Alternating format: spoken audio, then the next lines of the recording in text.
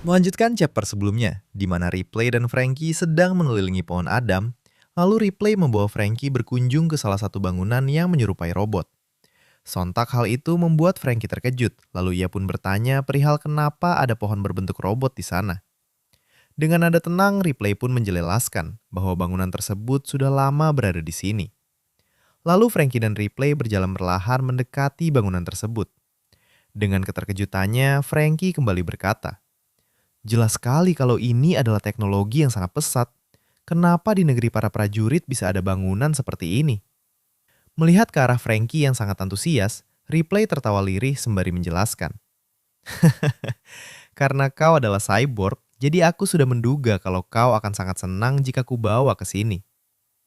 Lalu di sela mereka berbincang, tiba-tiba mereka dikejutkan dengan kemunculan Lilith dan Bonnie, yang ternyata juga sudah ada di bangunan tersebut. Frankie pun berkata, "Ah, Lilith dan Bonnie, sedang apa kalian di sini?"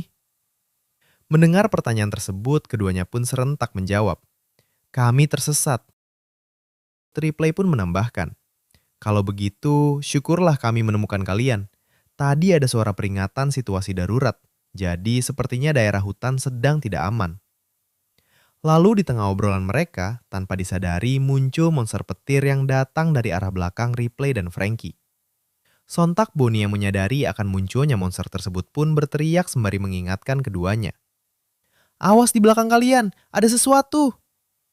Mendengar peringatan tersebut, Frankie dan Ripley menoleh, dan mereka pun terkejut melihat monster itu. Lalu di sisi lain di desa barat para monster juga menyerang para raksasa yang sedang berpesta. Sontak hal tersebut membuat para raksasa mengangkat senjata mereka dan siap bertarung melawan monster-monster tersebut.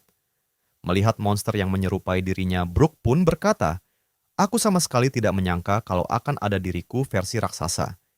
Atas kekacauan yang terjadi, para raksasa berniat untuk mengungsikan para tamu agar aman dari serangan para monster dengan cara mengangkat meja yang di atasnya ada Nami, Jinbe, Brook, dan Usopp.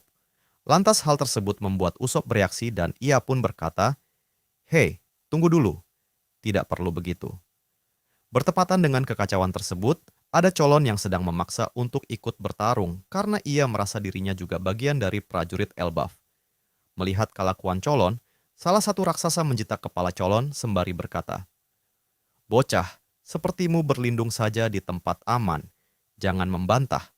Lalu ada Nami yang memanggil Jarul untuk menginformasikan bahwa sebelumnya ketika ia datang ke Kastil Aurust dan menemukan dua penjaga kastil yang sedang terluka akibat diserang oleh dua manusia, di mana salah satunya mirip dengan bajak laut rambut merah Akagami Shanks. Informasi tersebut pun dibenarkan oleh dua penjaga yang sudah agak siuman, karena sebelumnya dirawat oleh Gerd. Mendengar informasi tersebut, lantas Jarul pun memberi komando kepada anak buahnya agar informasi tersebut segera disebarluaskan ke seluruh penjuru Elbaf. Mendengar komando tersebut, para anak buah segera bergegas dan sembari berlari berteriak, "Siap laksanakan." Sedangkan di saat yang bersamaan, ada Nami dan Usop yang geram atas kasus penculikan anak-anak yang dilakukan di siang bolong. Nami pun berkata, "Aku tidak tahu siapa mereka, tapi berani sekali mereka menculik anak-anak di siang bolong begini. Dasar sampah, tidak akan kumaafkan." Sementara itu Usop juga menambahkan, apa sebenarnya yang mereka inginkan dari Elbaf dengan menjadikan anak-anak itu sebagai sandera. Sementara itu Jinbe yang sedang berbicara dengan Jarul, mengusulkan bahwa mereka pun akan membantu dengan syarat harus dipinjamkan sebuah kapal. Mendengar usulan tersebut, Jarul pun tidak setuju, karena ia menganggap mereka adalah tamu bagi Elbaf, jadi harus bersembunyi agar aman. Lalu Jinbe dan yang lainnya kembali berbincang tentang rencana bagaimana mereka membantu bangsa raksasa, namun tidak memiliki kapal. Pada saat yang bersamaan, Nami mendengar suara gerusak-gerusuk.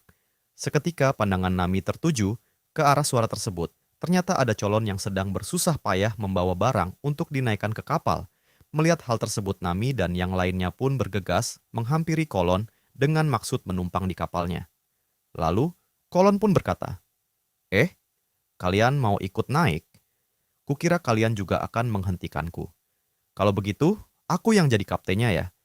Melihat betapa lucunya Colon, Nami pun tertawa sembari berucap, manisnya, "Akhirnya, mereka berlima pun berangkat dengan menaiki kapal milik Colon dengan mengangkat pedangnya Colon pun berteriak. Kelompok bajak laut Colon, berangkat! Angkat sauh. Sementara itu, para anggota Kesatria Dewa yang sedang duduk santai menyaksikan kejadian yang terjadi.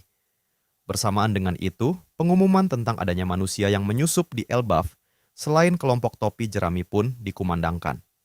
Para anggota Kesatria Dewa pun menghiraukan pengumuman itu, lalu memperlihatkan Gunko yang sedang mendengarkan musik dengan memejamkan mata. Melihat Gunko, Somers pun berkata, "Gahaha, kau selalu melakukan ritualmu setelah makan ya Gunko?" Mendengar pertanyaan itu, Gunko pun menjawab, "Ini bukan ritual, aku hanya suka melakukannya." Mendengar jawaban Gunko, Somers kembali berkata, "TD, ya, padahal kalau mau mendengarkan musik, lebih bagus jika mendengar pertunjukan langsung. Karena kalau pemusiknya sampai melakukan kesalahan." Melihat Gunko yang punya hobi Killingham pun iri, lalu ia pun berkata, "Enaknya punya hobi yang bisa dilakukan di mana saja. Omong-omong, apa lagu favoritmu?" Mendengar pertanyaan tersebut, Gunko menjawab dengan singkat, "New World." Sontak jawaban Gunko membuat Somers tertawa, lalu ia menambahkan, "Kau tidak puas dengan dunia yang sekarang?" Melihat Somers menertawakan hobi Gunko, Killingham pun kembali berkata, "Somers, bukan hal baik menertawakan hobi orang seperti itu." Dengan masih tertawa, Somers pun meminta maaf atas candaannya. Lalu pandangan Somers mengarah ke arah Saul. Somers pun berkata, "Ah, coba lihat itu. Ada orang dewasa yang sedang mati-matian mencoba menyelamatkan anak-anak itu." Lalu memperlihatkan Saul yang sudah melapisi tubuhnya dengan perisai agar tidak terluka ketika mencoba menghentikan anak-anak yang berjalan tertidur menuju api dan diselimuti duri-duri tajam. Namun ketika Saul mencoba menahan anak-anak dari sisi depan jadi berutubrukan sehingga membuat anak-anak lain kesakitan, melihat kejadian tersebut, Robin pun berkata, "Kejam.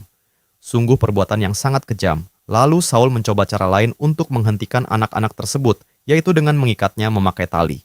Lalu Saul terlihat mengayunkan talinya, dan rencana Saul adalah mengikat anak di barisan paling belakang. Saul pun melemparkan talinya dan berhasil menangkap anak di urutan paling belakang.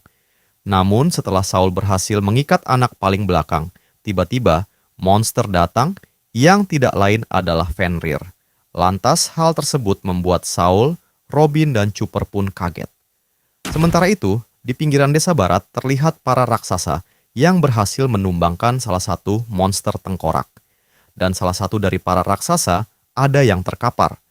Sontak hal tersebut membuat raksasa lain berteriak untuk segera membawa pergi raksasa yang terkapar untuk segera diobati.